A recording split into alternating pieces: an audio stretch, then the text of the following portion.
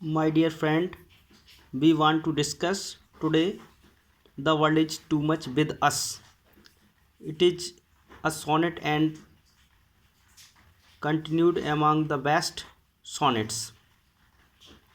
Sonnets of William Wordsworth because he has composed 523 sonnets.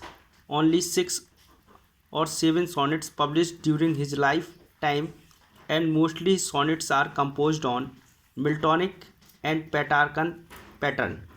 The present sonnet was composed and published in 1804, and through the sonnet, Wordsworth has bitterly criticized the growing materialistic greed of the people, through which we face the pain, grief in our life. So the poet appeals to his countrymen to go in the lap of nature, which is alone capable to satisfy all our needs.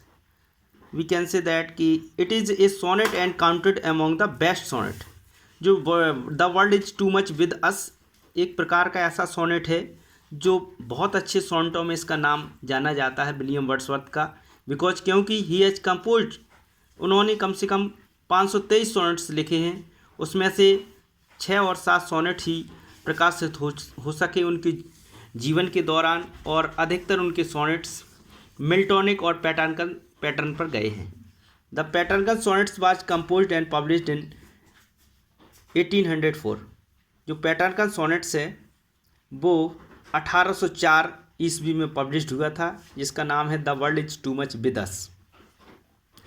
And through the sonnets, इस sonnets के माध्यम से Wordsworth had bitterly criticised, Wordsworth ने बड़ी ही bitterly criticise किया है कि the growing materialistic greed of the people, लोगों की लालसा किसके प्रति, ग्रोविंग माने बढ़ते हुए, मेटलिस्टिक मतलब भौतिकतावाद की तरफ लोगों की बढ़ता हुआ रुझान, उसके प्रति, उस पर इन्होंने क्रिटिसाइज किया है. थ्रू विच, जिसमें वर्ड्सवर्थ कहते हैं कि वी फेस द पेन, जिसके कारण, किसके, growing the materialistic greed of the people, we face the pain grief of in our life.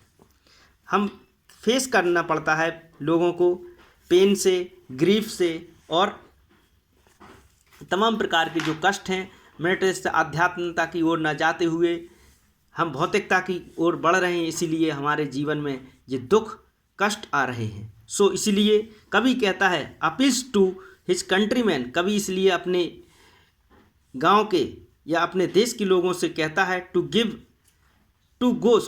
Go in the lap of nature, कि प्रकृति की गोद में जाए, which is alone capable to satisfy all our needs, जो प्रकृति है वही हमारी सारी आवश्यकताओं को अकेले सॉल्व कर सकती है.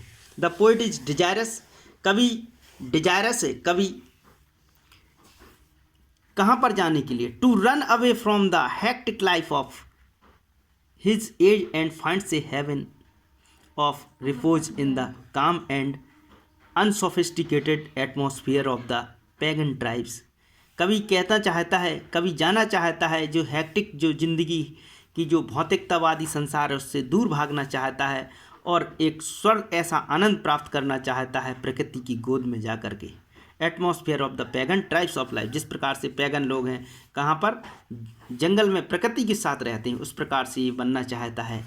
So the poets Sublime thoughts, इसीलिए कवि की विचार है कि टुवर्ड्स नेचर, प्रकृति के प्रति कि जो प्रकृति है, are well express through this sonnets, प्रकृति का जो स्वभाव है, प्रकृति का जो नेचर है, वो मनुष्य के लिए बहुत ही अच्छा है. इसलिए कवि अपने विचारों को इस पोइम के माध्यम से व्यक्त करना चाहता है.